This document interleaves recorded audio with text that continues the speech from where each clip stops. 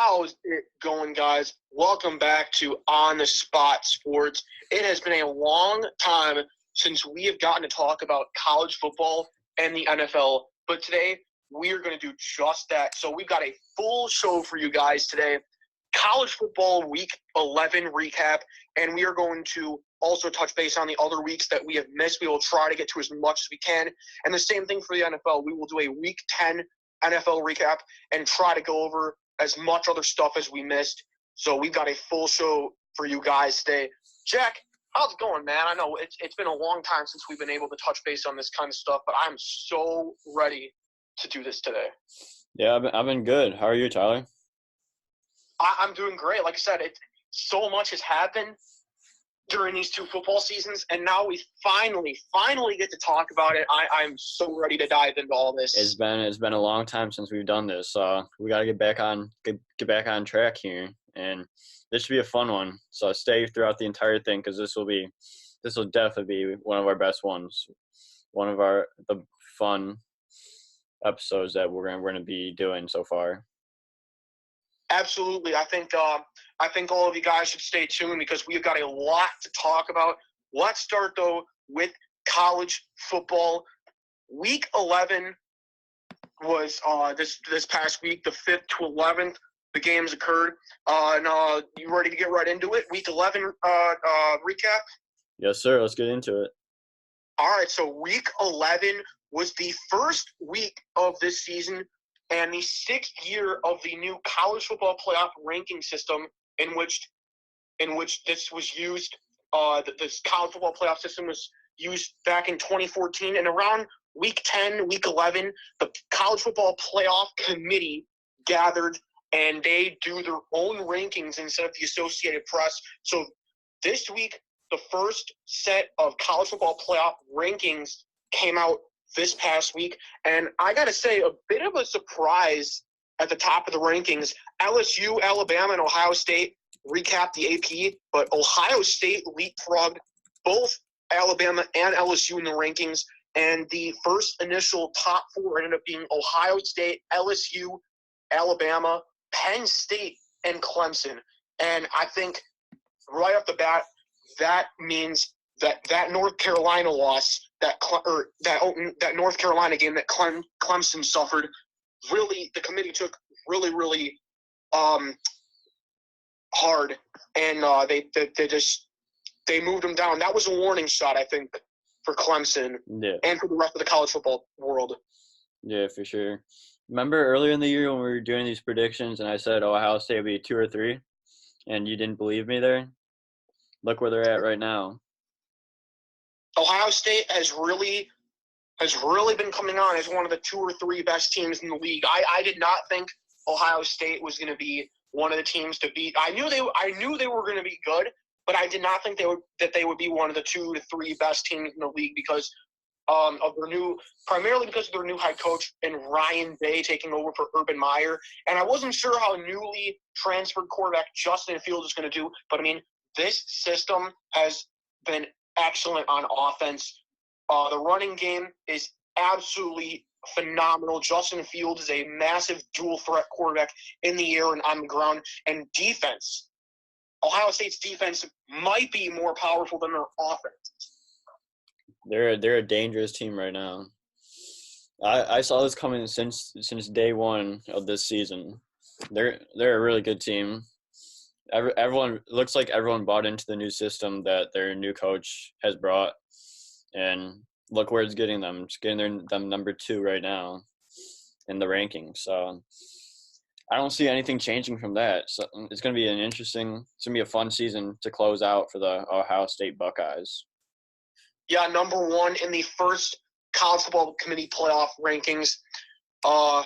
They took on a fairly easy opponent in this week for the playoff committee, destroying Maryland 73-14. But I think before we get into that Ohio State game, let's get into all the other games that took place this week. And I will assure to go first. I think I got to talk about this one first. Maybe the most notable matchup of the college football regular season. Number 2 LSU went into Tuscaloosa to take on the number 3 Alabama Crimson Tide. And LSU is another team that has just really, really come on during the middle of this season. And honestly, after this 46-41 win against Alabama in Tuscaloosa, I think LSU is the best team in the college football. Yeah, no doubt. Alabama has been the team to beat in these last few years. They've usually been ranked number 1, but there's a new number 1 now, and it's LSU, and they're going to bring the heat the rest of the season and throughout the entire playoffs. I think they are the best team in college football right now. I think no doubt, and especially since they haven't beaten Alabama since 2011 when the programs faced off as number 1 and number 2. LSU ended up beating Alabama in Tuscaloosa by a score of 9-6 in overtime. Later that year, Alabama would beat LSU in the national championship 21-0. I think if you're LSU, that was a huge monkey to get off your back and finally taking down your longtime rival, the Crimson Tide, but on the road, snapping a 31-game home winning streak for Alabama, which was the longest current streak in the FBS. Wow. The longest current streak? Wow. The longest current streak, 31 straight games. Alabama has won at home, is now over. LSU ended that on Saturday. Their last home loss before this game was in September 2015 against Ole Miss, when Ole Miss went into Tuscaloosa and beat the Crimson Tide. Wow. A shocker. That's a shocker, but it tells you what kind of team LSU is, and they're here to stay. I definitely think so. I definitely think after this win, they are the class of the SEC, and I think they are the class of college football because this LSU offense behind Heisman front-running quarterback Joe Burrow, star running back Clyde Edwards-Helaire, and top wide receivers include Ja'Marr Chase, Terrace Marshall Jr., and Justin Jefferson. This LSU offense is unbelievable. Dangerous. Unbelievable. There's nothing short but dangerous. That's all you can say is LSU is dangerous. Joe Burrow looked like Joe Montana. He looked like Joe Cool in that game. When Alabama brought tons of pressure, Burrow stayed calm and cool in the pocket and delivered some extremely great passes to carry LSU. Just get the momentum rolling, get them moving down the field. I can't say enough about Joe Burrow. I think not only was this the biggest win maybe for LSU in a long time, but this is the biggest win of Joe Burrow's career so far because now I think everyone should have him number 1 in the Heisman front running.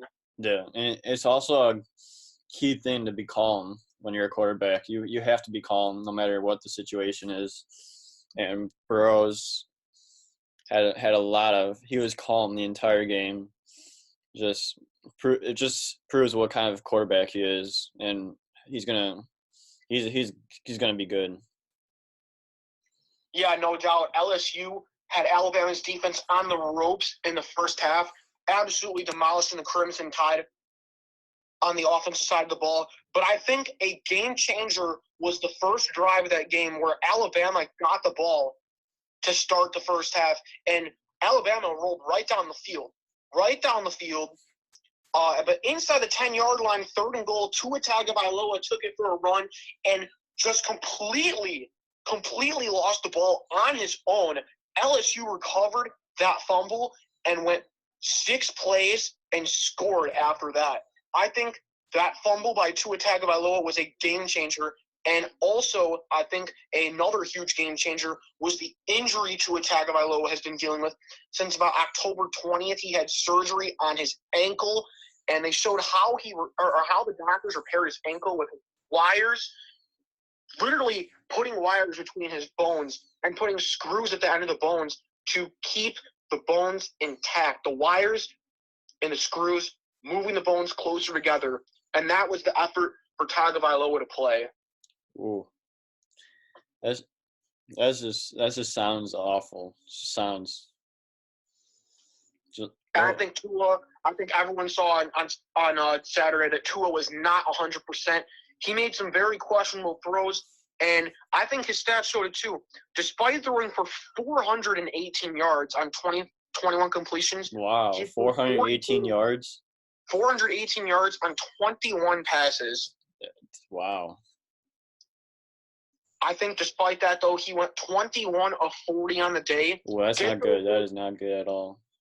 Did throw 4 touchdowns, but did have a crucial interception at the end of the first half. Instead of taking a knee with about 30-ish seconds left in the half, Alabama decides to run a pass play, try and get something going. LSU intercepts that, returns to about the 20, and then the very next play, Joe Burrow finds Clyde Edwards-Helaire for a 22-yard touchdown to put LSU 33-13 at the half. Another huge moment by Alabama. I was extremely confused why they didn't knee the ball and make Tua try to get something going again, especially since he's not 100%, and especially since they were down massively, and that just made it even worse. Yeah, 100%. Couldn't agree with you more there. But LSU, overall, despite Alabama's late comeback attempt, the Tigers held off the Crimson Tide 46-41, and they might have put themselves in prime position to make the college football playoff. Because this pretty much guarantees them a spot in the SEC championship game. And even if they don't somehow win the SEC championship, I think LSU, their resume is just so good. 4 wins against top 10 teams this year that even if they do lose the SEC championship game, they will still only have 1 loss. And I think the committee has a very strong case to put LSU in the playoff as one of the 4 best teams. Yeah. It's going to be a fun playoff season for sure. I can't wait to watch the SEC playoffs. It's going to be wild. Yeah, unless something happens right now between any of these teams, the SEC championship might have already been decided. Last week, Georgia took on Florida. They were both the leaders in the East Division. Both had 1 conference loss. So essentially, the winner of that game would be almost guaranteed a spot in the playoff. Georgia ended up winning that one 24-17 behind Jake Fromm and DeAndre Swift and Coach Kirby Smart. Very good game plan by the Bulldogs there. Taking down the Gators, hopes to try to make the SEC championship and possibly the playoff. Georgia sneaks back into the mix. So now they're in the SEC championship game, essentially, if stuff does not go wrong for them. And then this week, Alabama, LSU, both undefeated, leading the SEC West Division. And LSU stormed into Tuscaloosa, won that game, and assured control of the West Division. So now it looks like the SEC championship is all but set if the teams just continue to do what they do, LSU against Georgia. Wow. All right, so for the next game that I want to go on is 2 ranked teams, Iowa and Wisconsin. The Wisconsin Badgers pick up a 24-22 win over the Iowa Hawkeyes. That was a close game, 24-22. It was a close game. I don't know what I was thinking about this game, how this game would end up, but I for sure didn't think that it'd be this close. I thought it'd be a little more spread out, but overall it was a pretty good defensive game. Definitely. That was the first thought that I had, too, going into this game. Iowa and Wisconsin are 2 very stingy defensive teams, and I think it pretty much held up until the end. Wisconsin took a 14-6 halftime lead, and actually you were 100% right about it being spread out. Box score right over here, Wisconsin had a 21-6 lead going into the 3rd quarter, and actually – were up 24-6. Iowa scored 16 unanswered points in the end to rally, and they ended up scoring a touchdown but missed a 2-point conversion that would have ultimately tied the game. So, yes, it was spread out, but Iowa, with the late comeback rally, almost tied the game on a 2-point conversion. Yeah. The Badgers are now 7-2, and the Hawkeyes are 6-3. Wisconsin, yeah. Wisconsin is one of the better teams in the Big Ten. I'd say their defense was number one in the nation a couple weeks ago before they ran into the Ohio State Buckeyes and got trounced. And even when they were playing Illinois and got upset in that game, a very controversial upset loss for Wisconsin against the Fighting Illini, who have been on an incredible comeback story this season. But Wisconsin, they held on, an important win. Iowa, again, one of those Big Ten teams you got to watch out for sometimes, but Iowa could not pull off the comeback rally this time against the Badgers. Close game, though. Good Big Ten defensive game. Yeah, for sure. I was honestly surprised. I was shocked when the Badgers lost those two upset games, or the Illinois game, the Ohio game. You knew Ohio State was going to win, but for the Illinois game, that was controversial loss. Extremely. Illinois again coming back. Illinois has been a second, third quarter team down big in the first half, but that's been their MO, is rally late and rally by not just 10 or 15 points, but by 20 and 25-point deficits. Wisconsin, they got burned on a last-second field goal. And, I think people saw Ohio State winning that game, but I don't think people saw Wisconsin losing to Illinois the week before. Yeah, for sure. Is there another game you want to look at? For sure. Let's talk about the other undefeated matchup that was the highlight for this past Saturday. Undefeated number 4 Penn State went to Minneapolis to take on the very surprising undefeated number 17, number 17 Minnesota Golden Gophers. And that game, I was completely shocked by the outcome of that game. Minnesota ended up winning that one 31-26 in Minneapolis. Penn State did not lead the whole game. Minnesota did not trail. Minnesota kept Penn State behind them, and Penn State had a chance to go down and take the win, but Sean Clifford was intercepted in the end zone for his third time of the game, and Clifford only had 3 picks the whole season going into this game. Minnesota played outstanding, and I think I was really surprised when the committee ranked them 17th overall, given that they were one of the undefeated teams, 5 behind the other undefeated team in Baylor. That was definitely a warning for Minnesota. You got to prove to us that you are a contender, and Minnesota did just that, knocking off probably the second best team in the Big Ten in Penn State. Yeah, for sure. It was also a pretty spread out game. Besides the first 2 quarters, where Minnesota was up 14-10, and then they got 10-3 in the second quarter. From there on, Minnesota really didn't have that much going for them. It was all Penn State the last half of the game. Scoring, Penn State got 6 in the third and then 7 in the fourth quarter, whereas the Gophers only got 7 in the fourth. So the Gophers didn't really score that second half of the game. It was all Penn State, but Minnesota ultimately ended up winning the game, so that's all that matters, and they keep their undefeated streak. Yeah, for sure. Penn State tried a little comeback, did not end up working out for them. Minnesota really was attacking with that passing game in the first half. I mean, their quarterback, Tanner Morgan, with an outstanding game, 18 of 20 with 339 yards and 3 touchdowns. Incredible game by Tanner Morgan, the quarterback for the Minnesota Golden Gophers.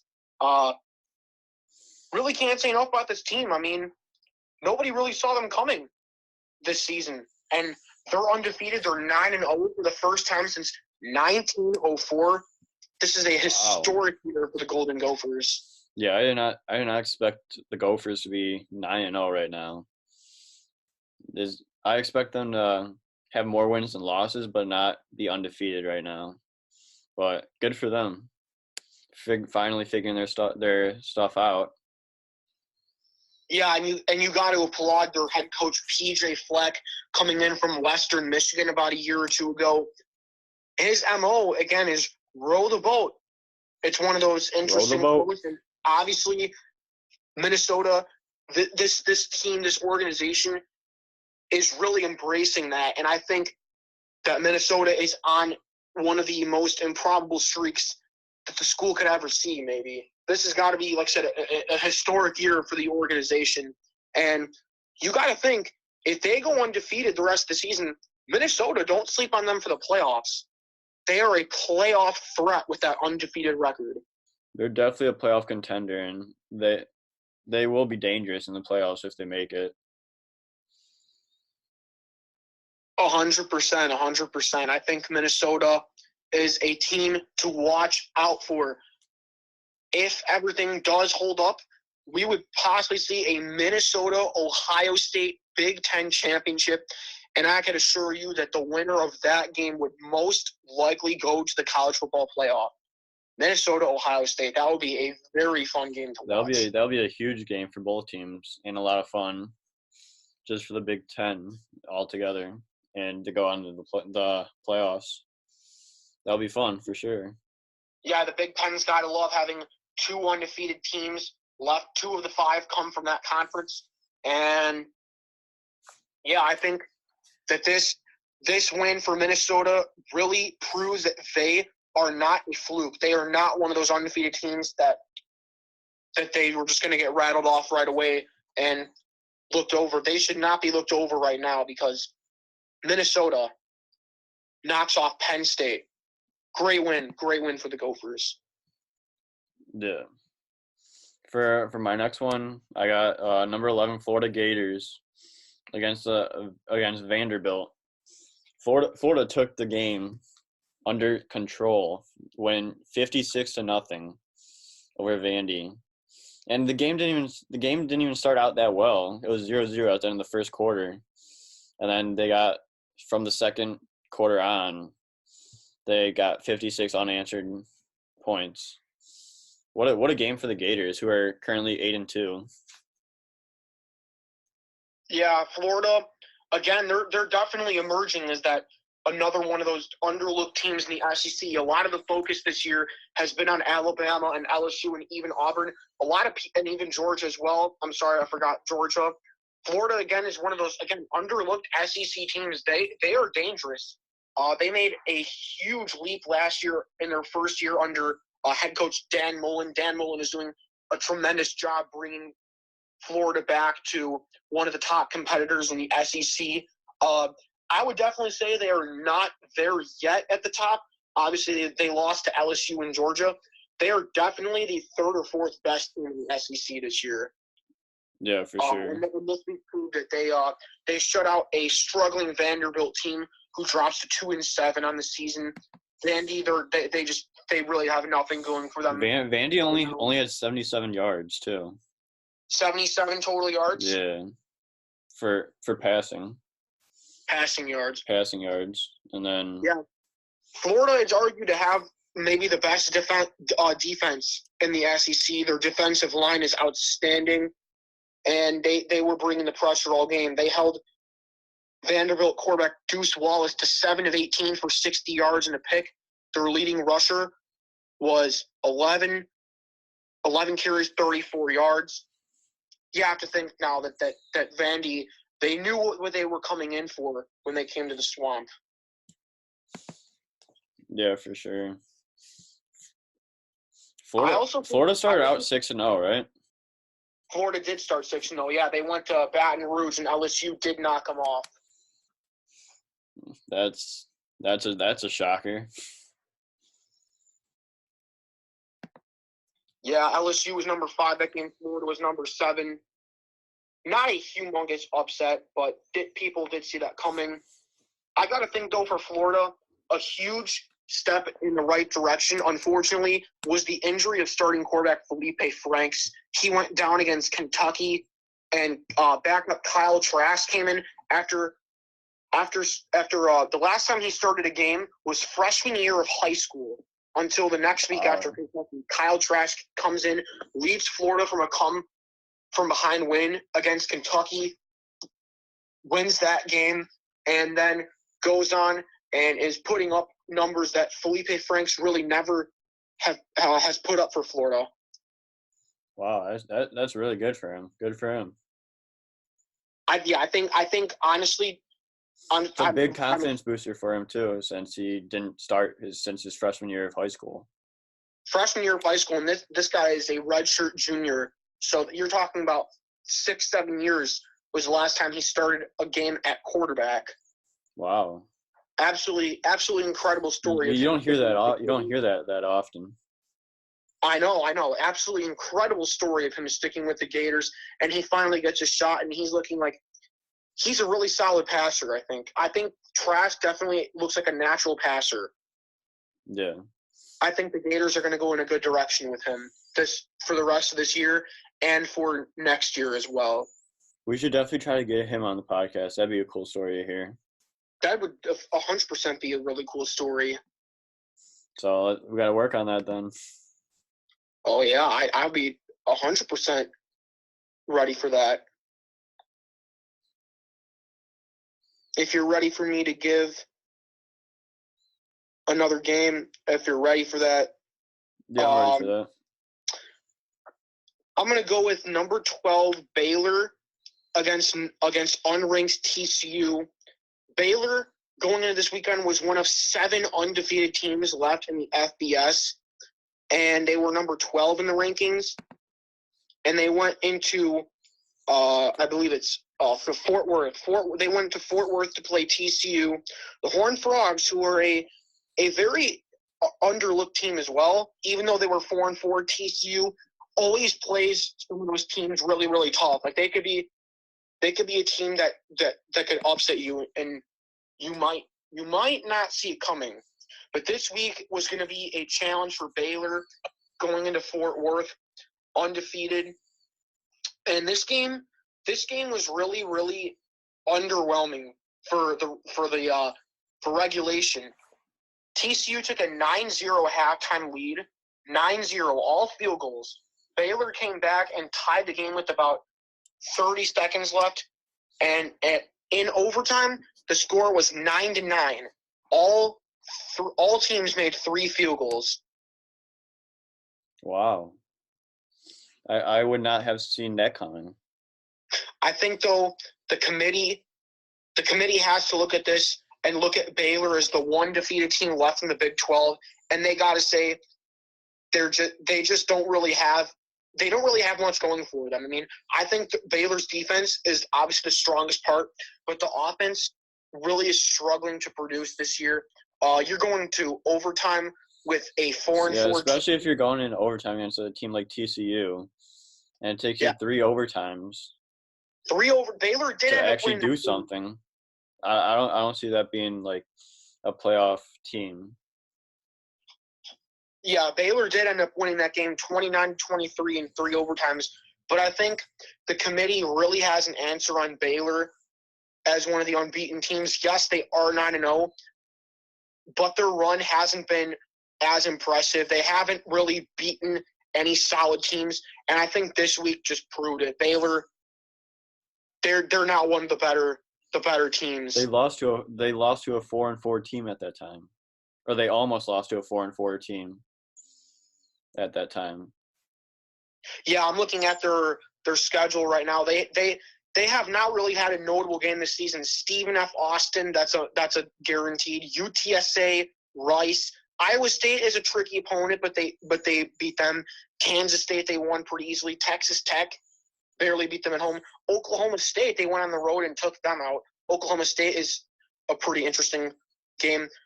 The week before that on Halloween, they almost lost to unranked West Virginia at home.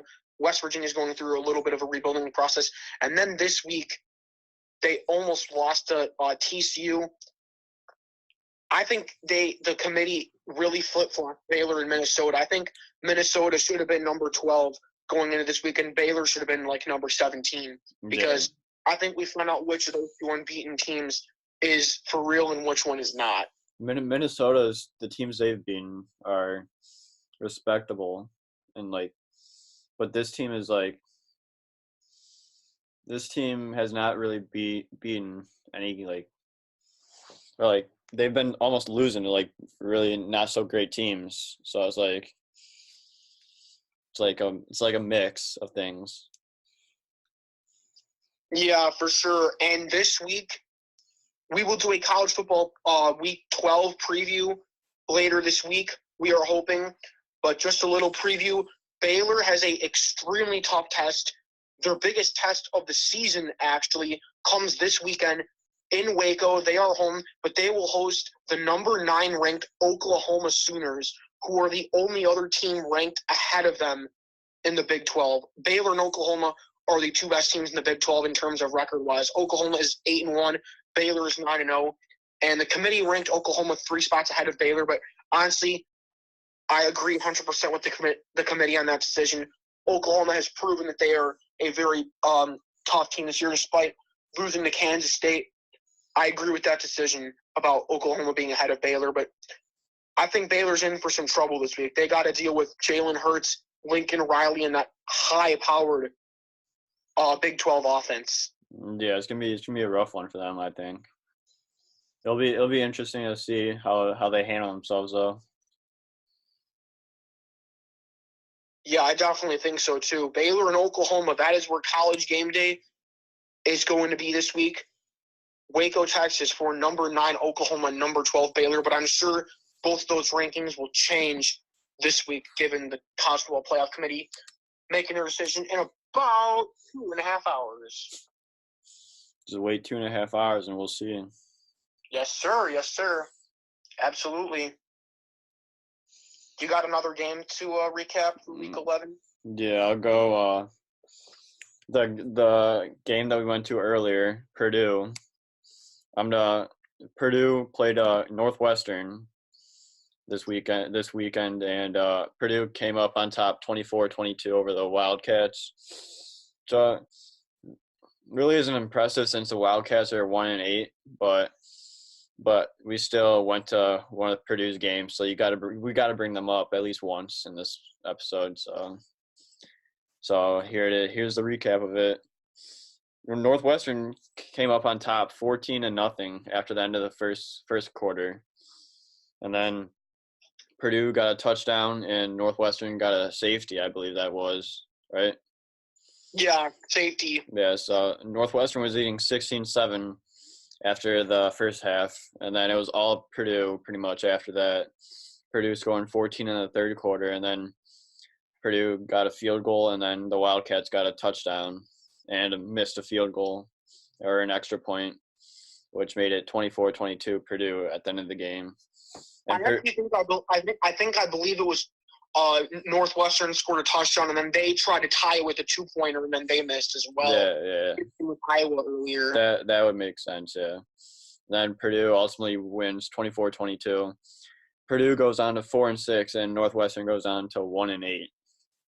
Oh no! Wait, I'm sorry. No, Northwestern scored the touchdown first, and then they tried to make it a 3-point game, but missed. Actually, yeah, Purdue's kicker, J.D. Dellinger, got a 39-yard field goal with 3 seconds left to put Purdue up 24-22. There we go. That's how it ended.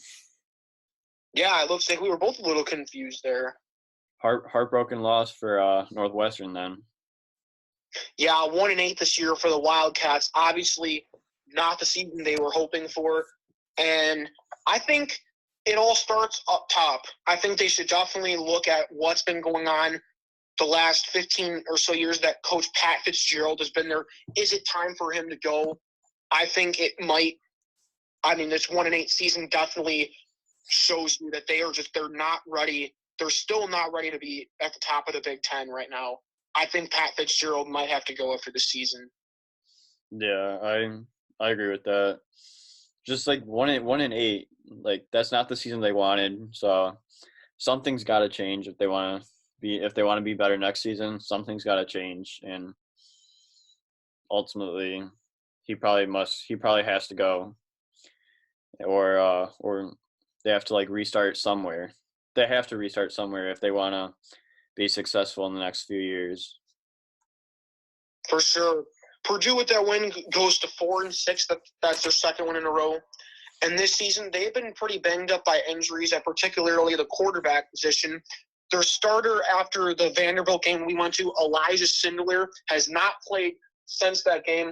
And actually, their backup before this week, Jack Plummer, was announced that he would not play for a while. I'm not sure how long. So that left to Purdue going to third-string quarterback Aiden O'Connell this week. And he came up big, 271 yards, 2 touchdowns, and a win in Evanston against the 1-8 Wildcats, which, again, isn't that impressive if you look at it. But I think for a third-string quarterback, you got to be a little bit proud that they can win with about 3 quarterbacks this season. It's also a confidence booster for the quarterback since he's a third string, so he doesn't get that much playing time. But to win a game, it does a lot to you, especially with the way you play. It'll proves yourself a lot to yourself. Yeah, definitely. Purdue's got to win 2 more games to be bowl eligible. If they lose one of their next 2 games, they will not be eligible to make a bowl game this year. So, obviously, these next 2 games for the Boilermakers against 13th ranked Wisconsin and home against 7-2 Indiana, they're going to be very tough because Wisconsin, obviously ranked 13th, 7-2 record in Madison, going to be a very tough game.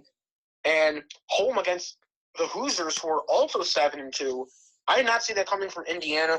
Those will be very tough games to win. So we'll see if Purdue can give it their best shot and compete with those 2. Yeah, we're definitely cheering for Purdue to do that, to win those next 2 games. But it's definitely going to be hard to do, especially with the caliber of those teams. Definitely. I think I will go with, if you're done with that game, I'm going to go with another one here. I just talked about number 12 Baylor, and now it's time to talk about their opponent for next week, number 9 Oklahoma. They hosted unranked 5-3 Iowa State in Norman this week, and this game was another huge loss for the Sooners for this playoff committee. They won the game 42-41, but they came ever so close to losing.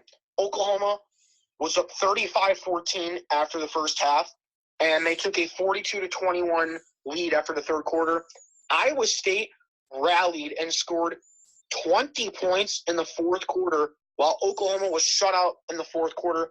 Iowa State scored 3 unanswered touchdowns, and in place of kicking an extra point, Iowa State was gutsy, went for 2 points, and tried to go for their second straight win in Norman, but it was incomplete. And from what I've heard from some people, there should have been a pass interference call on Oklahoma, but the refs did not call it. Oklahoma survived by a missed 2-point conversion and almost squandered a 20-point lead going into the fourth quarter. Ooh, wow. I would not expect this game to be this close, but with all the things that happened, it makes sense. But it's also a huge blow to Oklahoma, since they almost lost to Iowa State, who was 5-4, and Oklahoma's 8-1. That like affects your rankings a lot, especially when you almost lose to a team like Iowa State, even though they're not that bad, but they still aren't like 8-1. They're 5-4, so they're almost 500. So it takes a toll on those teams. Yeah, definitely. Iowa State is not a bad team at all.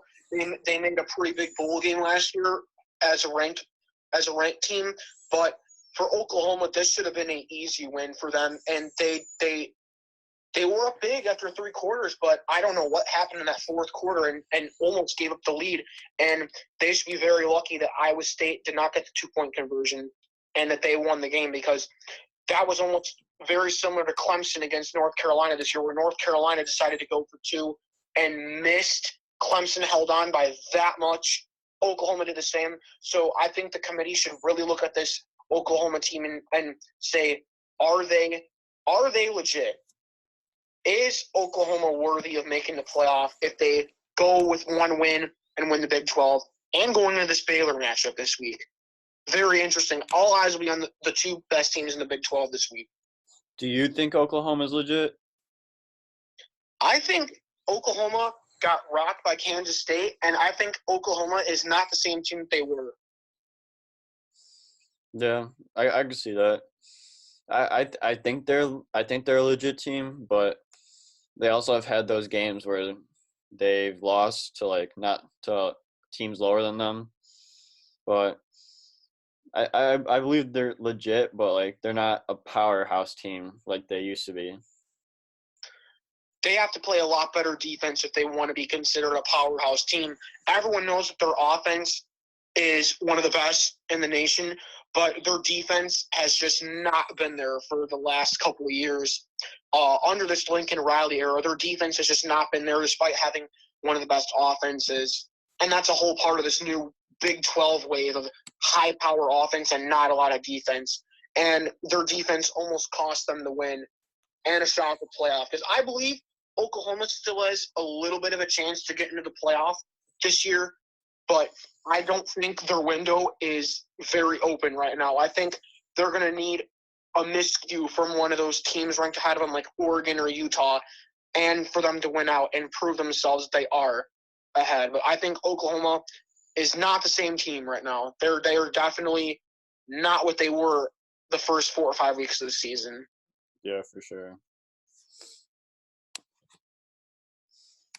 Is that your take on that game? Yeah, that's definitely my take for that. All right, so I'll probably do one more or something like that. For this game, I'm gonna go number 3 Clemson facing off against North Carolina State, the Wolfpack. Clemson's overall 10-0 now, and the Wolfpack's 4-5. Clemson overall wins the game 55-10, and they control the game the entire first half of the game, going up 42, I believe that is. 42. Yeah, 42-0. And then in the third quarter, each team gets a touchdown, and then the fourth quarter, the Tigers got 6 points, and the Wolfpack did a field goal to make it 55-10 overall. Trevor Lawrence went 20 for 27 with 276 yards and 3 touchdowns, and then Chase Bryce came in for 5 for 9, 27 yards. And then for the Wolfpack, Devin Leary went 14 for 29 with 166 yards and 0 touchdowns, 0 interceptions. Yeah, I think that Clemson needed to do exactly what they did this weekend, and they did. They went into Raleigh and absolutely put a trouncing on the Wolfpack. They were ranked number 5 in these initial rankings because of that really early struggle game against the North Carolina Tar Heels, where North Carolina almost beat them on a 2-point conversion. The committee took that game very, very seriously and ranked Ohio State, LSU, Alabama, who all of them were not surprised, but they even moved Penn State ahead of Clemson as well because Penn State had no trouble the rest of the season, and Clemson did against an unranked North Carolina team who is, again, on the rise. I think North Carolina is definitely a team that is on the upswing with new coach Mack Brown. Freshman quarterback Sam Howell is playing extremely well this season, but Clemson should have went in and played a little more dominant. But the committee saw that game as a struggle, a warning shot, and I think Clemson did exactly what they needed to do. They played extremely tough. I was actually watching this game from a restaurant. The first quarter was just all Clemson. I mean, their defense was amazing. They recovered 2 fumbles inside the 30, and then Trevor Lawrence, Travis Etienne, just put an exclamation point on them. Well done by Clemson. Well done to prove that I think they are still legit. I think Clemson is people might not see it right now, but I think Clemson is one of the top 2 or 3 front runners for this national championship. They play defense. Clemson's all about defense now.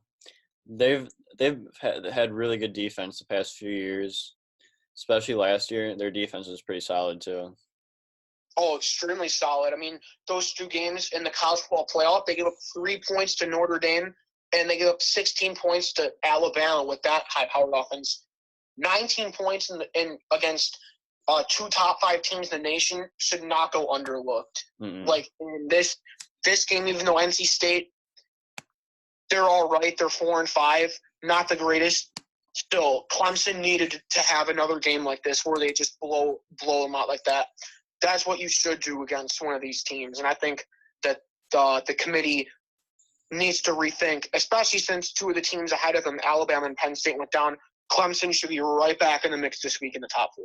This team is here to stay. Clemson is here to stay. Yes, they are. And I think it's even scarier to think that Trevor Lawrence has to stay another season. He cannot enter the draft this year because he's only a sophomore. I think that is extremely scary for college football. That they're gonna be extremely good again next year.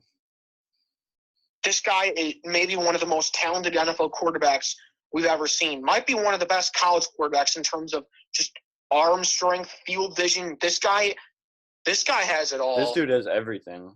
Like, everything's going good for him. He's mobile. He's like everything you want in a good quarterback. Absolutely. I still think even though everyone was putting those teams ahead of Clemson, I still think Clemson is about the second or third best team in the nation.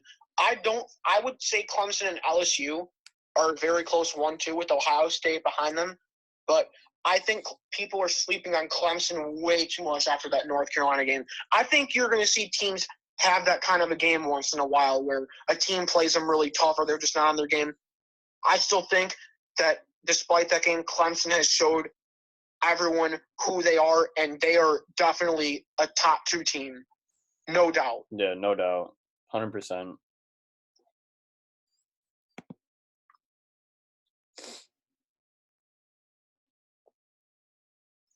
Is there any other games you want to go through? I wouldn't say any other games, but I would say just a little college football ranking preview for today. I think that the rankings will be very interesting. How far will Alabama fall from number 3 after their loss to LSU? How far will Minnesota move up after that very impressive win against Penn State? And how will the committee rank Oklahoma and Baylor after their struggles and they both almost lost entering this week, but they both survived? The 2 teams that have a shot in the Big 12, how will the committee rank them before their matchup this week? And how will the committee take Clemson's performance against NC State? I think those are the main things to look out for this week in the rankings. Yeah, I agree with that. It's gonna be interesting seeing where these teams go up or go down in the next few hours before the rankings are released. Literally, rankings are 7 p.m. Eastern time on ESPN. Watch it. Watch what happens. You will know who's in and who's out as far as this week because there aren't many weeks left. It may seem like nothing now, but believe me, the playoff, I believe, is announced November or December 1st, I think. Yeah, it seems about right. It's coming sooner than you think. Every ranking by the playoff committee matters, so I think that you got to tune in for that. Yeah, so tune into that. That's our sponsored video for the day. That's right. Are you are good on college football? What? You're good on college football? Yeah. All right. Should we move to the NFL? Yeah, let's do it. Awesome. So the NFL just recapped Week 10 yesterday with a Monday Night Football game featuring 2 NFC powerhouse teams. And I actually do remember the last time we did an NFL show or NFL preview, we did, I believe it was Week 6 or so. I remember because the New York Jets were my bold prediction to beat the Dallas Cowboys. And guess what? They did? I got that bold prediction right, baby. I got that bold prediction right. Tyler won, Jack 0. First outright win. Congrats, I guess.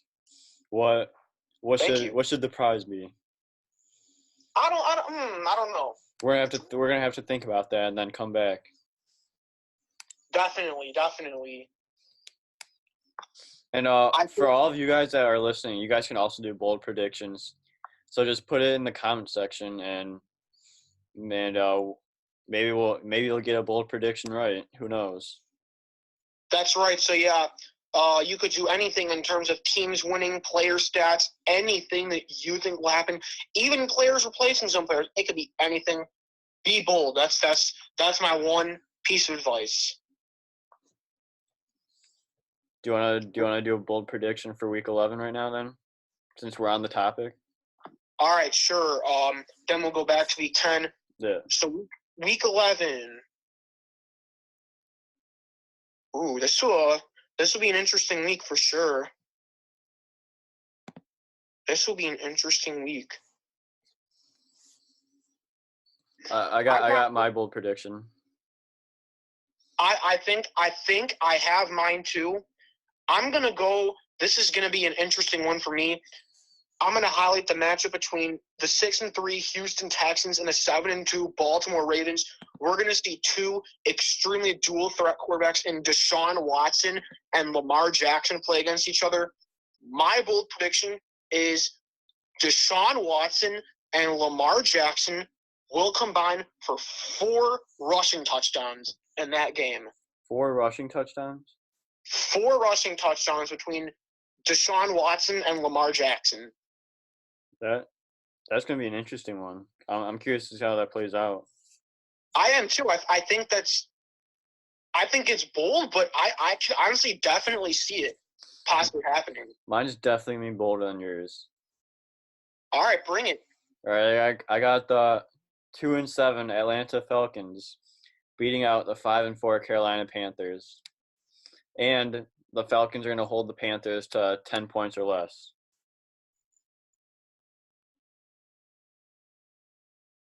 Okay. I mean that one is interesting. I mean nobody really saw what the Falcons were able to do this past week, and especially since Carolina had a heartbreaking loss against the Green Bay Packers, which I think we should all touch base on in a little bit. There were some controversial calls in that game against Carolina, but Carolina did end up losing that game on a goal line stand by the Packers. It's interesting. It's interesting to see if Atlanta's going to want to keep that up. I mean, they're 2-7, so they're not really playing for anything right now. Maybe, I mean, not really a draft pick, I guess, because they just won again. But yeah. It'll be interesting to see what happens if the Falcons can hold the New Orleans Saints to 10 points or less at home, which they did last week. I think it's definitely in the making for the Carolina Panthers to be held to less than that. Yeah, 100%. That's why it's called bold predictions. That's right. They just got to hold up CMC and Mr. Kyle Allen right there. Yeah.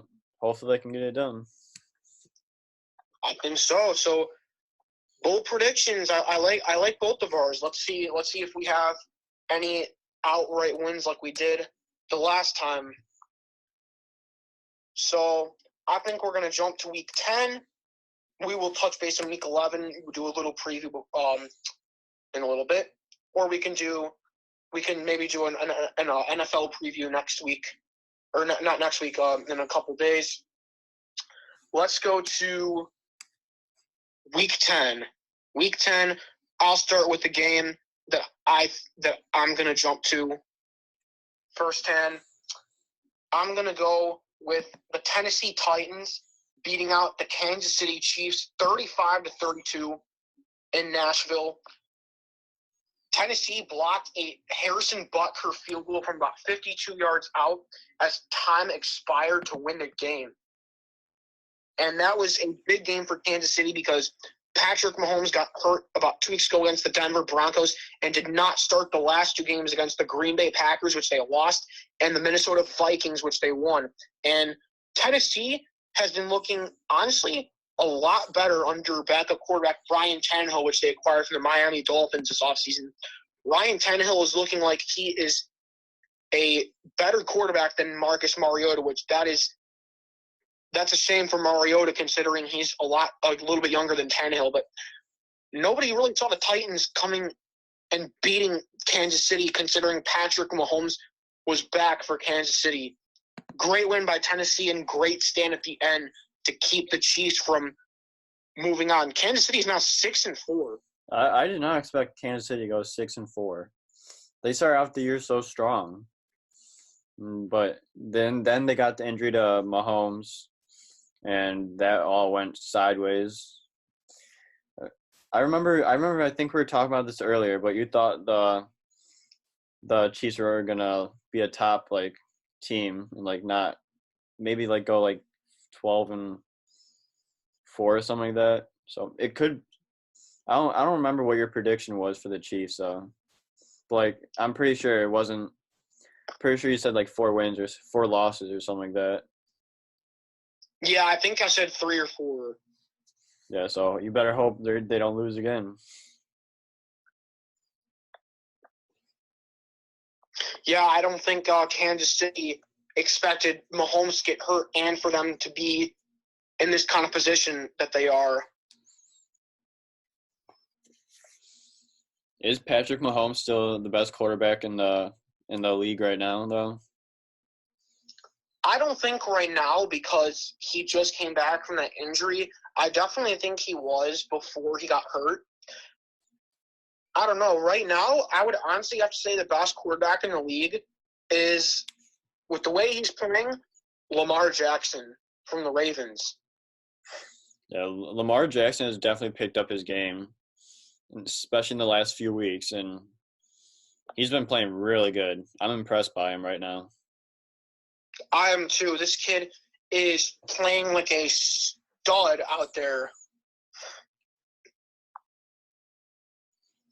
So yeah, that's my little take right there. Tennessee, great win against the AFC West leading Chiefs, and the Titans' wildcard hopes are not over yet. They're 5-5. They're actually right there in the wildcard game. They're about a half game out. So Tennessee keeping their playoff hopes alive. Yeah, for sure. Now I'm going to transition, and you know what team I have to pick. You know what we got to pick on every single episode. What team we got to feature at least once. The Browns. Guess what team that is? The Browns. Yes, sir. So the 3-6 Cleveland Browns beat out the 6-3 Buffalo Bills 19-16. And Cleveland went out ahead 6-0 in the first quarter. Then the Bills went up 7-6, and the Browns got a field goal to make it 9-7 for the half. And then the Bills got a safety in the third quarter, and the Browns got a field goal. And then during the fourth quarter, each team got a touchdown. So that ended up making it 19-16 Browns. And overall, it was a pretty good game. It's one of the better games I've seen Baker Mayfield play in a while. He went 26 for 38 with 238 yards, 2 touchdowns, which isn't great, but it's better than he has been playing in the recent weeks. And then Josh Allen went 22 for 41 with 266 yards, 0 touchdowns, 0 interceptions. Yeah, I think obviously people are seeing that the Browns are not everything that people thought they were this year. Just because they traded for Odell Beckham Jr. does not mean that they're going to be a top team. I think a lot of people have diagnosed these kind of problems they've seen for the Browns. Their offensive line is non-existent. Baker Mayfield is having to run for his life a lot of the time. So I do feel like their offensive line was a lot better this week, and defense overall is pretty good this week compared to the weeks before we've seen. Yeah, I still feel like the coaching is a big part of why they haven't been successful. I mean, I'm looking back at how their season's going. I'm not sure if Freddie Kitchens was the right move for the Browns to make as a head coach. He hasn't been executing on these play calls. I mean, the Browns had 6 plays from inside the Bills' 2-yard line in the first quarter, and they did not score a touchdown and turn the ball over on downs. That right there is extremely concerning that the Browns can't execute in these kind of moments, because it was already 6-0 at that point. They could have taken like a 13-0 lead, but 6 plays from inside the 2-yard line, 2 pass interference penalties, and the Browns still couldn't capitalize. That's a problem. Yeah, that's going to be a problem, especially if you're on the 2-yard line and you still can't score. That's an issue. Even though the Browns now improved to 3-6, still very underwhelming from what a lot of people thought they would be preseason.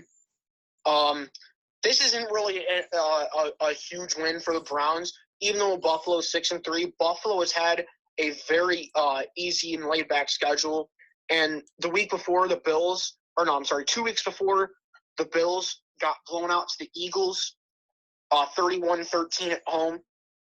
So I think anytime Buffalo plays somewhat of a solid team, they're not going to do good. And I would call the Browns below average now based on their record, definitely. But if you're Buffalo, you definitely had to be thinking win coming out of this, but they did not do that. For Cleveland, I don't even know what to say at this point. The Baltimore Ravens are on a blistering pace in the front of the AFC North Division. Even the Pittsburgh Steelers, too, who are doing amazing things without Ben Roethlisberger at quarterback, and even no Antonio Brown and no Le'Veon Bell are ahead of them. The Browns' season is almost basically over.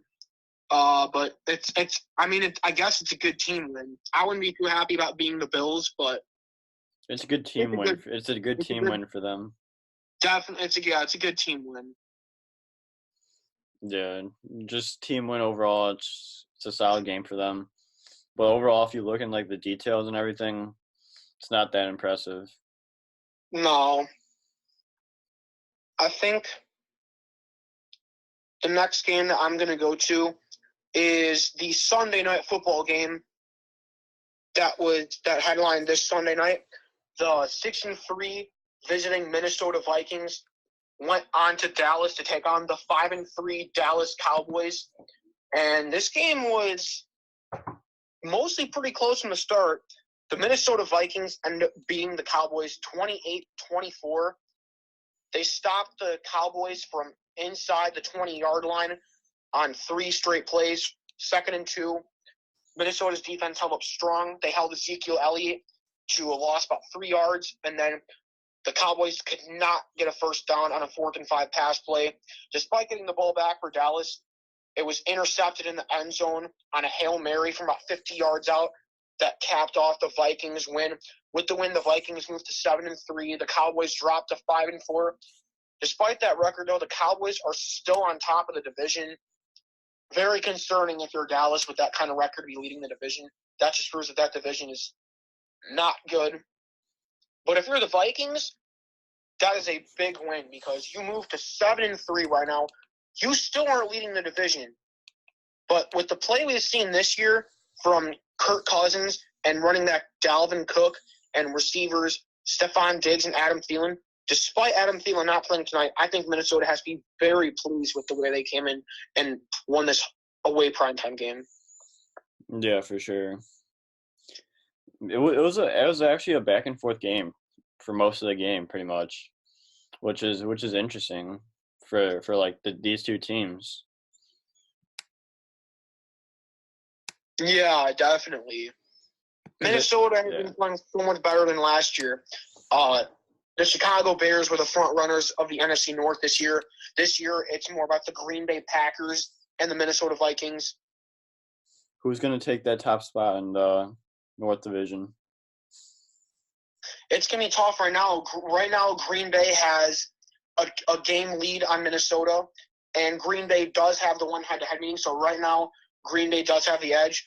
But if the Vikings play or continue to play how they've been playing, I can definitely see Minnesota taking out Green Bay. Yeah, for sure. But I honestly see Green Bay winning the division this year. I don't think any team's going to stop Green Bay anymore. But like same thing for the Vikings. They'll probably. I don't think any team's going to stop them either. But since Green Bay has that game ahead. I believe Green Bay is going to take the division. As much as I hate to say it as a Bears fan. Yeah, definitely. Me too. Both teams are in a really good spot to make the playoffs. Right now, Minnesota is the 6th seed. Green Bay is the 3. So if the playoffs started today, these two would be facing off in the wild card round of the playoffs at Lambeau Field. That would be an interesting game for sure. Definitely. Minnesota's a lot different of a team compared to what they were. Yeah. They faced off in week 2. I think for this next game we got to go with the Packers now, since we're already talking about the Packers. Yeah. So the 8-2 Packers take on the 5-4 Carolina Panthers and ultimately beat out the Panthers 24-16 with Aaron Rodgers going 17 for 29 with 233 yards. Kyle Allen 28 for 43 with 307 yards, touchdown and an interception. Those are interesting stats, especially for Rodgers. I would not expect Rodgers to be. He didn't really have that great of a game, like stat wise, because like he got no touchdowns or anything, and like he only completed 17 passes. I think the thing that you're missing out though about Aaron Rodgers is the fact that the Packers have been very much been productive with the running game. Running back Aaron Jones had 13 carries for 93 yards, and Aaron Jones scored 3 touchdowns. All 3 Green Bay's touchdowns came on the ground from running back Aaron Jones. They also had 13 carries to backup running back Jamal Williams. He ran for 63 yards, and Aaron Rodgers ran one time for 7 yards. But I think going off your point about Rodgers, it's a solid game for him, but Aaron Jones has been such a big threat for them running-wise, and that's why Rodgers hasn't been as productive as he's normally been, is because Aaron Jones has been growing into one of the better running backs this year. Especially if you have a good running game too. It's good to get everyone involved in the game, not just the quarterback or like the receivers, just like everyone. I think that we have to talk about a very controversial call regarding the Packers and the Panthers in this game. Green Bay was up 14-10 at the time. They were inside their 1-yard line. 2 Panthers had Aaron Rodgers taken down for a sack. Rodgers got rid of the ball and threw it. Nobody was really around. But instead of calling it should have been an intentional grounding call on Aaron Rodgers, and that would have resulted in a safety for Carolina because intentional grounding in the end zone is an automatic safety.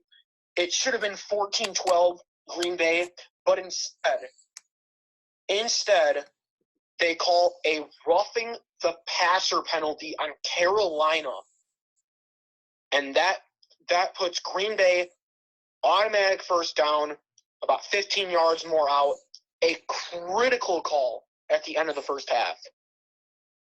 Absolutely critical call. Wow. I did not see that one, but talk about a game changer. That definitely would be a game changer. If that goes in Carolina's favor, that's 14-12. Carolina gets the ball back after the safety per the rule, and Carolina has a shot to go down and maybe take the lead. Maybe take about a 6 or 7 point lead. Maybe even 3 as well. That is definitely game changing. I would have been really mad if it was 24-22 and the Panthers lost by 2, because that would have been a safety to tie the game up, and then whatever they would have done after that rush too. Yeah, the refs in this game were very much favorable to the Green Bay Packers. Like we've seen a lot this season, the Monday night game against the Detroit Lions, the refs had some very bad calls against the Detroit Lions that were not penalties, and the Packers have been getting away with a lot per the NFL refs. And I think it's a situation not just for the Packers, but the Packers have definitely been the most notable team to been getting away with these kind of penalties and penalties against the other teams that weren't penalties. Green Bay has been very beneficial of the NFL refs' mistakes, and I think that Carolina was a victim again this weekend, just like the Detroit Lions. Also, in that second and goal situation from about the 3 or 2 yard line, trailing 24-16 with 4 seconds left, it looked like Christian McCaffrey lunged the ball over the goal line. He carried the ball over his head and into the goal line, but the refs ultimately upheld the call of no touchdown because they could not get a good angle of seeing where Christian McCaffrey was, even though it definitely looked like he did carry the ball over the line. These refs have been missing a lot of key calls. Yeah. And most notably for the Green Bay Packers. Yeah, but for that one, it has to be conclusive, I think. You have to be able to tell 100% sure if it crossed. Like, it could look like that one way, but then another way, it doesn't cross. But, like, if they don't have a good angle, they can't uphold the call or overturn the call. So it's just like they need to get better, like, replay systems for that then. Yeah, I definitely agree with that. Because it's like you can't blame the refs for that because it could be inconclusive, and like that angles of the cameras don't show that. So it's like you can't really blame the refs because they're going by rule, and by rule, if you can't tell, you cannot you cannot call something else if you have no visual proof of that. Yeah. But for the roughing the passer, that's a different story. But for like the video review, you can't really give the refs all that for that. It has to be very frustrating for the Carolina Panthers. Yeah, no doubt, 100% agree. If it was any team, it'd be frustrating, no matter what team you're playing. Definitely. That could happen against the Bears too, or like the Patriots, and it'll just be just as frustrating as this game was. Yeah, you have to think, though, that roughing the passer call completely changed the game's momentum around. Carolina, instead of being down 14-12 and another chance with the ball, it gives Green Bay another first down and a chance to maybe add on another lead or take some more time off the first half clock. Very frustrated, though, if you're Carolina. Yeah. You had to think that you had a huge chance going into that game for a win, and some very controversial calls upheld their chances. Yeah, 100% agree with you there. I'm gonna go with if you're done. Are you done with that game, right? Yeah, I'm done with that game. I think we have to focus on the Chicago Bears for our next game. Since the last time we talked about the Chicago Bears, they had a bye week. They went on the bye and they lost the Oakland Raiders the week before. They were 3-2. Now coming into this game against the Detroit Lions, they lost 3 in a row after the bye week, 3-5. People criticizing Mitchell Trubisky more than ever after these 3 games, questioning if he should be the future of the Chicago Bears. And it has not looked good for the Bears. But this week, despite playing the 31st ranked defense in the NFL and the Detroit Lions being short on Matthew Stafford, the Chicago Bears ended up beating the Detroit Lions 20-13. Detroit had a chance to go tie up the game with about 20-ish seconds left. Jeff Driscoll stepped 2 yards over the line of scrimmage to throw the ball, and that was an illegal forward pass. Turnover on downs. The Bears ended up winning, but these have been a few bright spots of what Mitchell Trubisky has shown, not only this season but as a pro. He had a couple solid throws today, but again, should we be too happy with the performance against the 31st ranked defense in the NFL? Yeah, I don't know, because like the Bears should have done a lot better against a 31st ranked team than they actually did. Sure, they got the win, but overall, it was not that great of a game for them. So I don't think they should be happy about that. And it's just the Bears season is just going. It went one way, and now it's going the other way. So like, it's frustrating to be a Bears fan right now. Definitely, after they won the NFC North Division last year and nearly missed out on the divisional round, which they would have gone on to play the Los Angeles Rams, this season has gone out to be a disaster. The offense looks worse than it has last year. The defense has looked worse too this year. Well, I can't really blame the defense a whole lot because they're not as scary as they used to be though last year. I just feel like the reason is the offense literally takes like 2 seconds every drive. Well, not literally 2 seconds, but the offense, they don't have anything going. They get off the field really quickly because they're forced to punt. And the defense gets gassed out because they're on the field so much because the offense doesn't take up long drives too. Like the defense is constantly on the field because the offense can't do anything and the offense always has to punt the ball. Yeah, I can see that because they're literally always probably 80% of the game the defense is on the field, and that'll tire a defense out, especially when they're putting everything they got into stopping the offense. And then whenever the Bears go out for offense, their defense stops them just like that, just quick, very quick. Then they got to regroup and go back in like right away. Yeah. Overall, though, I am glad that the Chicago Bears finally found a way to win this week. I think, though, if Matthew Stafford was in at quarterback, then it would have been a different story. It would be a different story then. Yeah, Matthew Stafford is an established veteran. I think he would have found a way to win, probably for the Lions. But Jeff Driscoll ultimately could not find a way past the Chicago Bears this week. Mitchell Trubisky shed a couple good passes. One touchdown to Ben Broniker, another to Tariq Cohen, and then another to Taylor Gabriel. So it's good to see the Bears offense actually getting some production.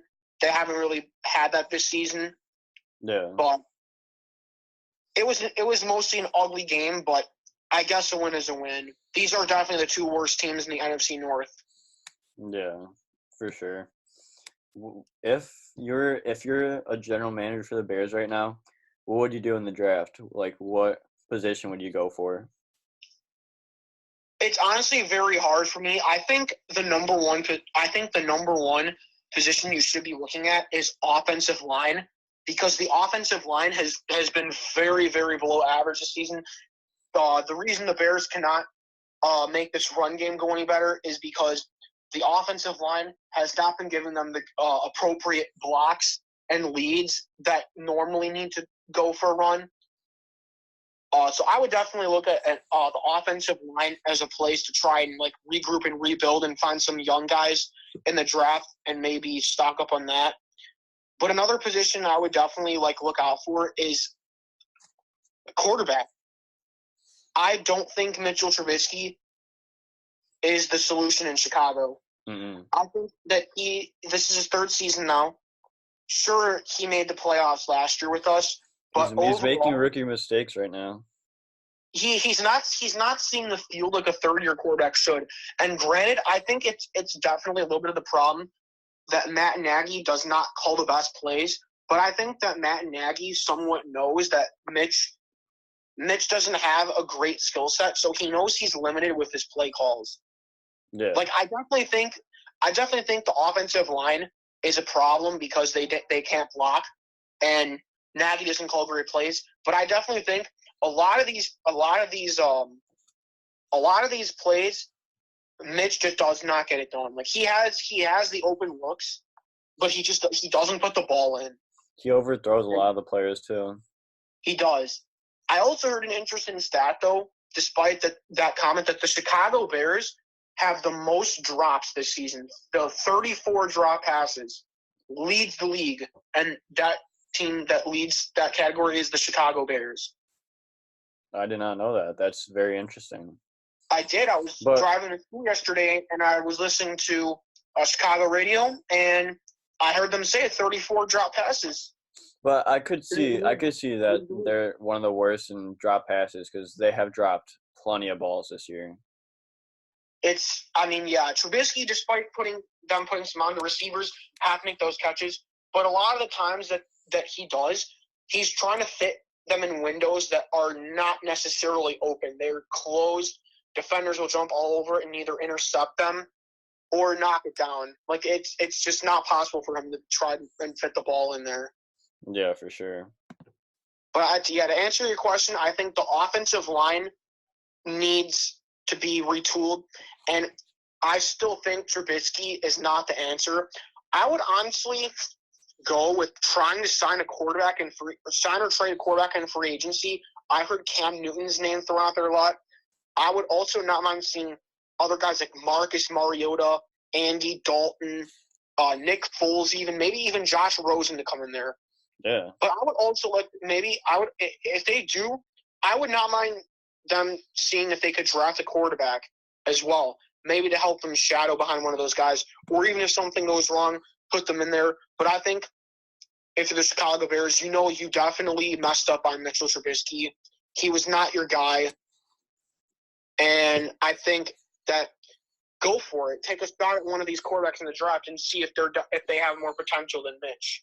Take a risk and pick up a quarterback. See how it goes. Especially for how the Bears are doing right now, you have to take a risk somewhere. That's right.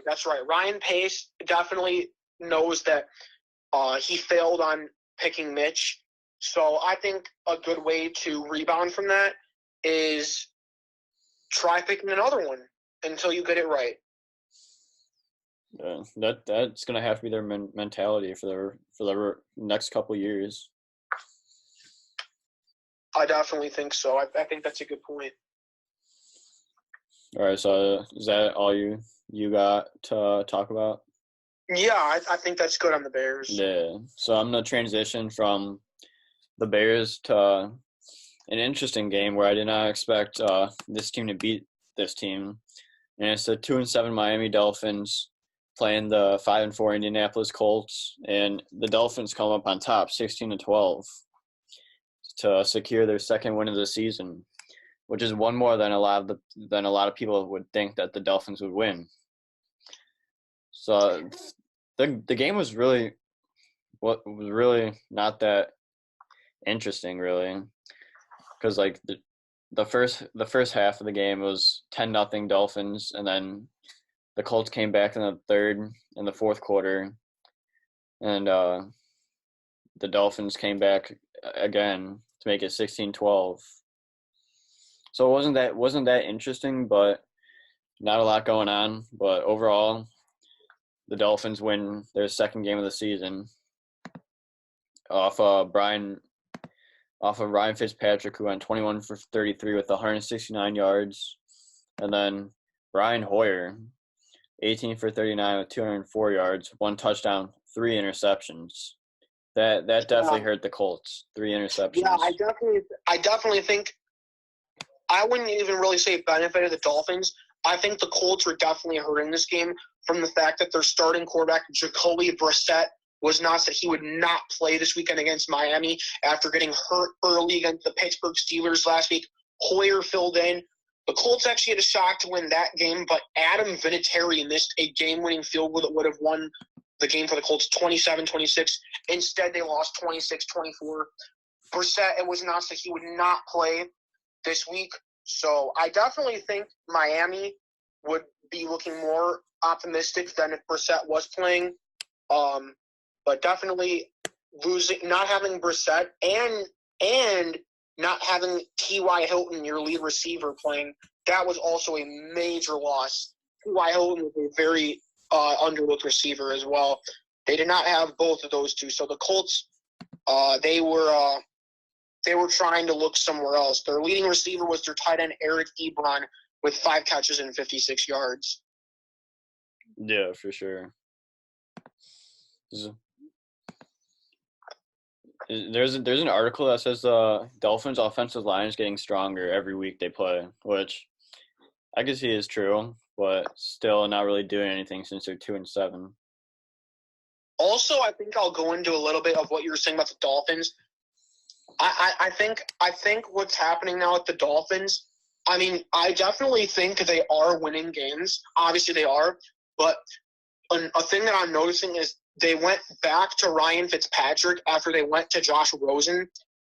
I think this is an indicator that the Dolphins are not set on Josh Rosen to be their franchise quarterback. They kind of want Fitzpatrick to be there maybe for the rest of the season. I think the Dolphins will not set on Josh Rosen, and I think the Dolphins will look in this year's draft for another quarterback, possibly someone like Tua Tagovailoa or Joe Burrow, or even I'd say put Jake Fromm or Justin Herbert in there. I think the Dolphins will look in the draft for possibly one of those four players.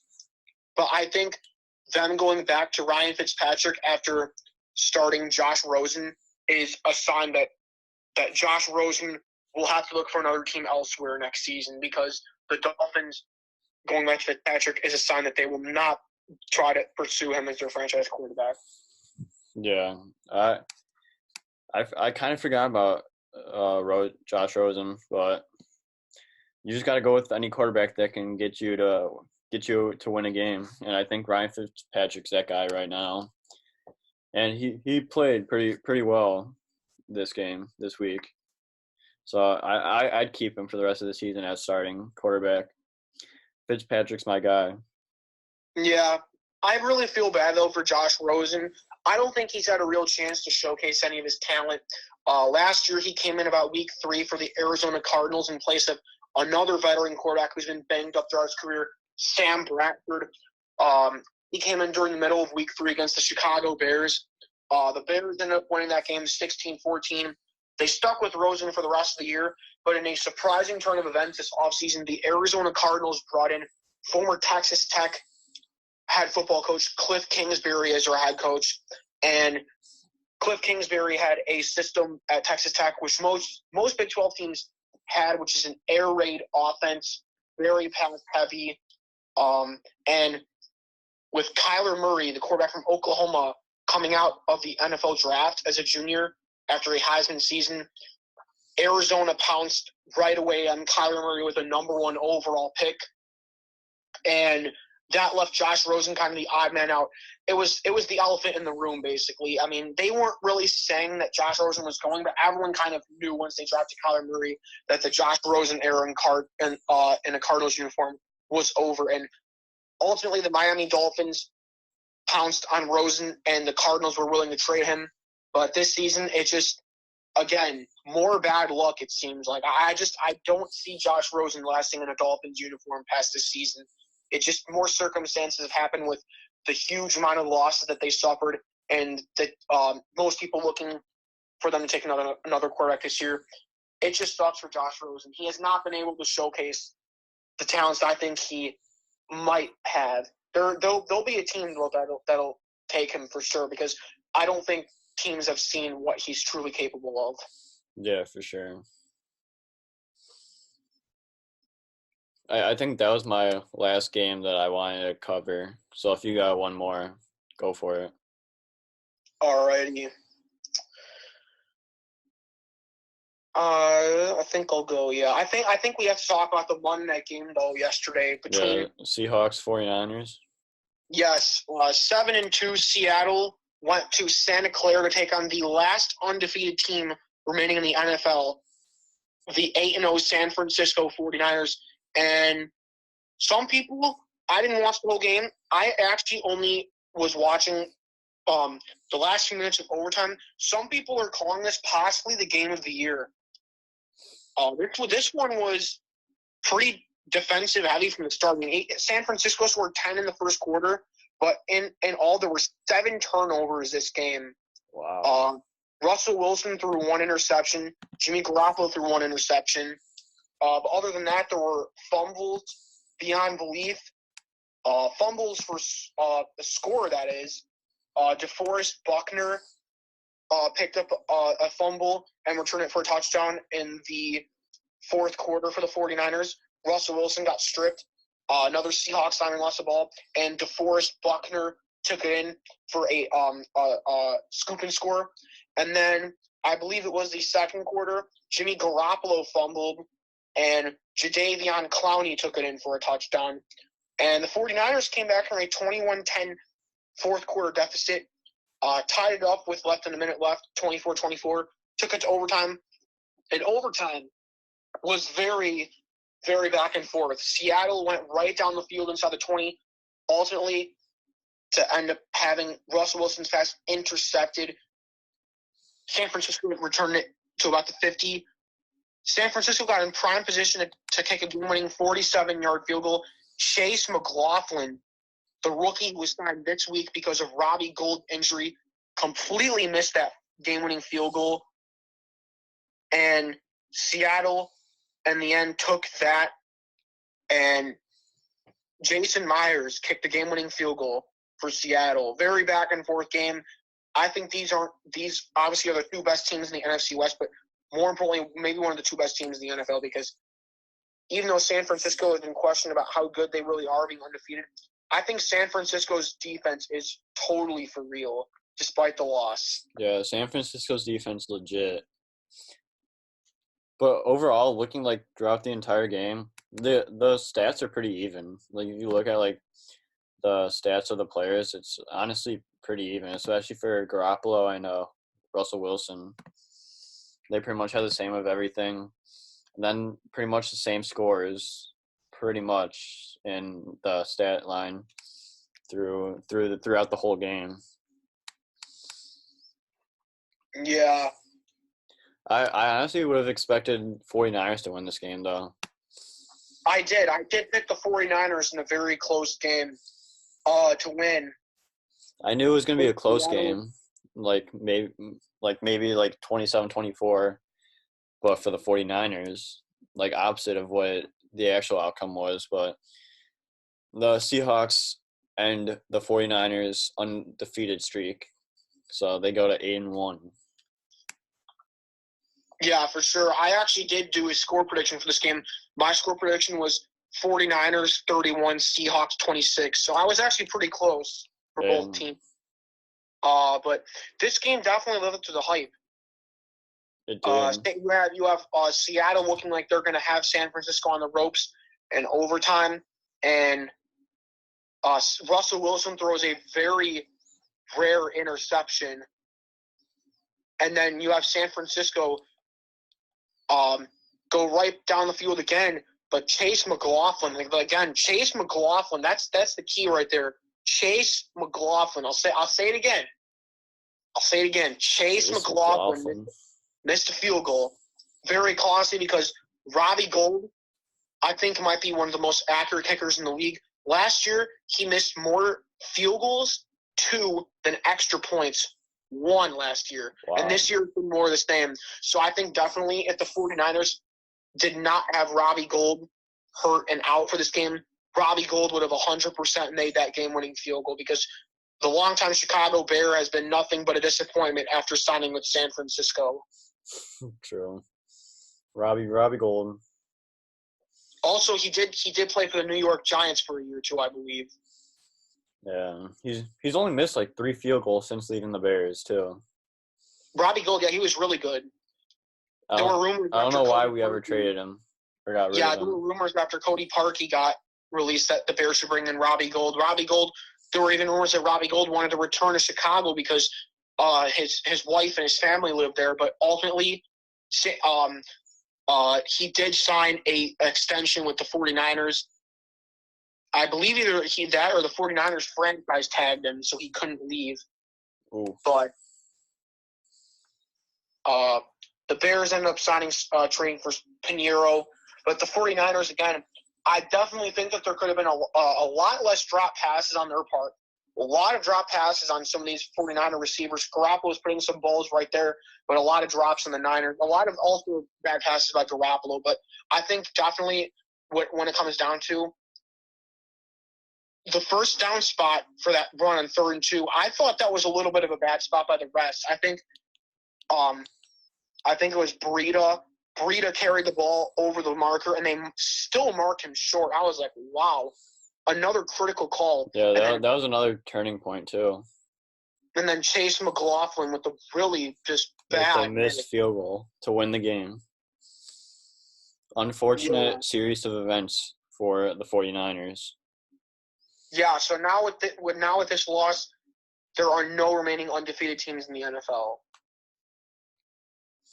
That's a bummer. You know what? I'll give a lot of credit, though, to the 49ers. I don't think anyone saw them doing what they were doing. Yeah, I definitely not see them doing that at all. This sounds actually pretty bad. I had the 49ers going 7-9 this season and finishing third in the NFC West. And they already passed the win total I thought they would. It's crazy. It is crazy. Football is very unpredictable. For sure. I don't got any more games that need to be covered, so. No, I think I'm also good on the games. Yeah, so we'll probably do another preview episode later in the week. So we'll get that out before Sunday, before the next series of games. So that'll be interesting. So stay tuned to that. NFL and college football. NFL and college football. Yep. And I believe this will do it for this video. So please follow our Instagram at On the Spot Sports with underscores under separating each word. So on underscore the underscore spot underscore sports. So go follow us there. We'll post updates to whenever our episodes drop. Subscribe to the YouTube channel. Like the video, and we appreciate you guys. And we'll be back soon. We got some interesting interviews coming up, some fun interviews coming up. So gotta stay tuned for that. And I believe this will do it. So yeah, thank you guys for listening again. If you guys want to participate as well in the NFL bold predictions, please submit whatever you have as well.